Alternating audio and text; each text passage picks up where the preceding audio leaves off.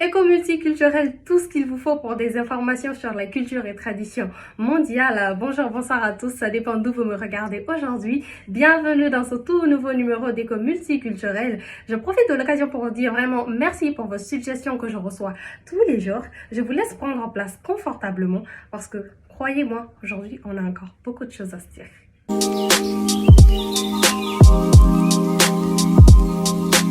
Encore une fois, merci à vous de me suivre. Et comme d'habitude, comme de chaque numéro, je fais mon max pour vous servir. Aujourd'hui, de la coiffure au maquillage, sans oublier les bijoux et l'habillement en soie.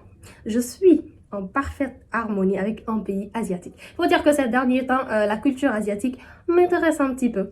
Parce que c'est quand même rare que les gens s'y intéressent. Mais je crois qu'il y a pas mal de choses qu'on doit savoir sur les pays asiatiques. Vous voulez savoir de quel pays j'en parle aujourd'hui? Bon, fini le suspense. Aujourd'hui, je vais vous parler de la Thaïlande. Oui, la Thaïlande qui est un pays d'Asie du Sud-Est qui a pour capitale Bangkok. Il faut savoir que ce pays est réputé pour ses plages tropicales, ses palais royaux opulents, ses ruines anciennes, sans oublier les temples ornés présentant les statues de Bouddha, ce qui attire d'ailleurs beaucoup de touristes ces derniers temps.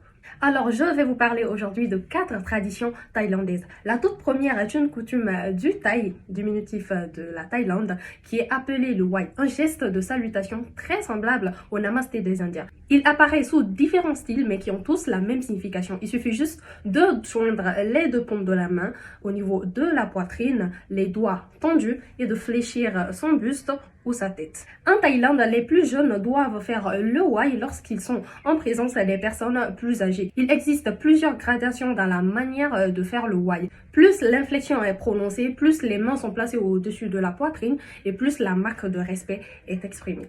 Alors, j'exprime mes respects les plus sincères envers vous tous qui me regardez aujourd'hui.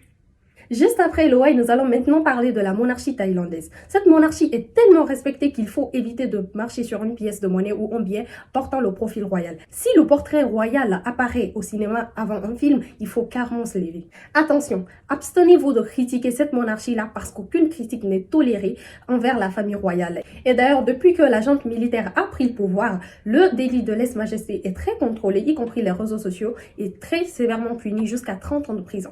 Petite précision, pour ceux qui ne le savent pas, le délit ou le crime de lèse-majesté est le fait pour un citoyen de tenir un discours à travers lequel il avoue ne plus vouloir obéir au prince ou à la cour que l'État a élevé à la souveraineté. Donc, de façon globale, évitez carrément tout débat qui tourne autour de la religion et du pouvoir.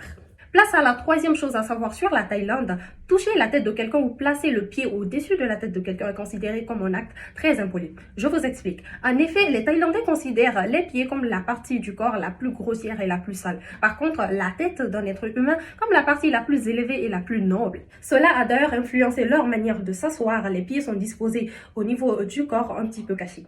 Donc, montrer ou toucher les choses avec les pieds est très mal interprété. Quatrième et dernière chose que je vais partager avec vous, ladies and gentlemen, si vous vous rendez dans une maison thaïlandaise et que vous prenez en main un cadeau pour votre hôte, vous remarquerez peut-être qu'il mettra le cadeau de côté et qu'il ne l'ouvrira pas tout de suite. La raison est toute simple. Il considère le fait d'ouvrir un cadeau en présence du donneur comme un acte impoli ou irrespectueux.